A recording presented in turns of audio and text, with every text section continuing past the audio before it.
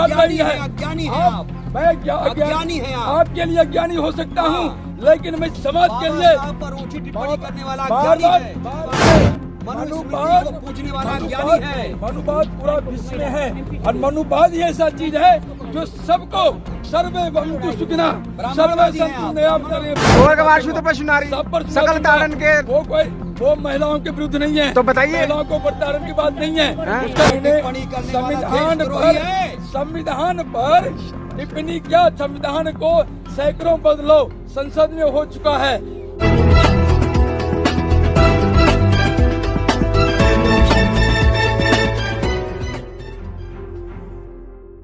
पूरे विश्व में शांति और विकास कायम हो सकता है।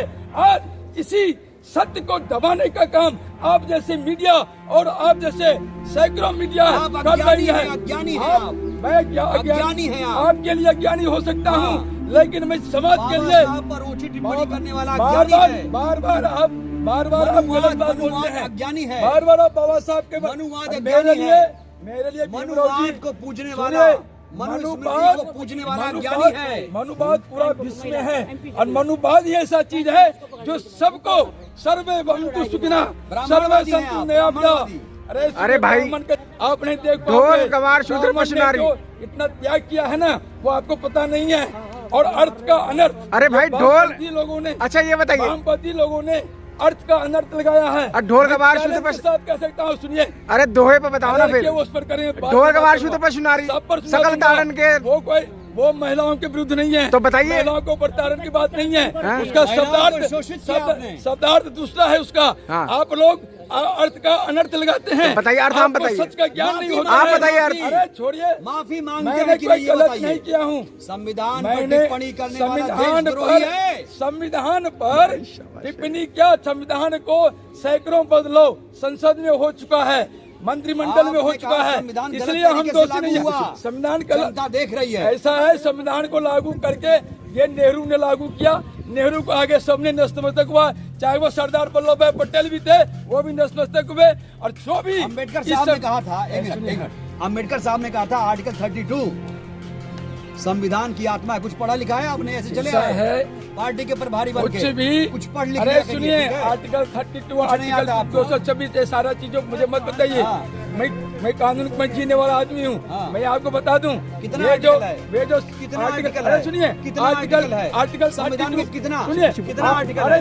आप बताइए ना। मैंने बताया, कुछ नहीं पढ़ा, मुझे नहीं बताना, कुछ भी नहीं पढ़ा आपने। 32 जो बात आपने किया है, वो 32 का करेगा कौन? Supreme court. सुप्रीम कोर्ट में कौन बैठा हुआ है? सुप्रीम कोर्ट में सारे मतलब कांग्रेसी बैठे हुए हैं, वामपंथी बैठे हुए हैं। एक भी जज को मैं कह रहा हूँ, एक भी सुप्रीम कोर्ट में 14 अप्रैल के दिन छुट्टी ही नहीं होती है। अगर वो 1 मिनट, सुप्रीम कोर्ट में 14 अप्रैल के दिन छुट्टी ही नहीं होती है। मनुवादी बैठे हैं वहाँ पर। अगर सुप्रीम कोर्ट में मनुवादी बैठे होते ना, तो फिर ये संविधान लागू ही नहीं होता। लेकिन सुप्रीम कोर्ट और कांग्रेस की मिलीभगत और वामपंथी की मिलीभगत से आज देश की जो दुर्दशा है। बीजेपी की सरकार है भाई, मनुवादी कहाँ गए? बीजेपी की सरकार कहाँ गए? बीजेपी की सरकार किस बात के लिए? वो मनुवादी की सरकार है। बीजेपी अगर मनुवादी का सरकार होता ना, तो फिर ये संविधान बीजेपी बदल देता। आज बदल रही है। आज ये दुर्गति देश की नहीं होती। लेकिन ये है क्या दुर्गति देश की? किसने किया? हाँ बताइए। ये संविधान ने किया, शासन व्यवस्था ने किया, संविधान ने कर दिया। जो कि शासन भी बोल रहे हैं आप, कुछ भी नहीं बोल रहे हैं। संविधान चुपचाप बैठा हुआ है। जो चला कौन रहा है ये बताइए। उसे चलाने वाले काले अंग्रेज हैं। कौन? उसके चलाने वाले काले अंग्रेज हैं। 1914 चल रहा है क्या? बताइए। 1914 भाई मेरे, जो काले अंग्रेज में एक काले अंग्रेज गए, दूसरा काले अंग्रेज आ गए, तीसरा काले अंग्रेज आ गए। कौन है काला अंग्रेज? काला अंग्रेज भारतीय काले अंग्रेज, इसको बोलते हैं भारतीय को काले। हम क्यों नहीं काले अंग्रेज? हम तो पहले भी चंद्रशेखर आजाद की भूमिका में थे। हाँ, पहले भी चंद्रशेखर आजाद की भूमिका में थे, और आज भी हम भगत सिंह की भूमिका में हैं। आज भी हम क्रांतिकारी की भूमिका में हैं और हमेशा रहेंगे। लेकिन भगत सिंह तो सर्वहारा वर्ग की बात करते थे। 1 मिनट मांग लीजिए, देश देख रहा है। ऐसा है, बोलिए। बाबा साहब के बारे में जो टिप्पणी की, मैं माफी मांगता हूँ, मुझे माफ कर दीजिए। भीमराव जी के लिए बारे में जो टिप्पणी की, मुझे माफ कर दीजिए। भीमराव जी के लिए आदरणीय शब्द का प्रयोग हमने किया है।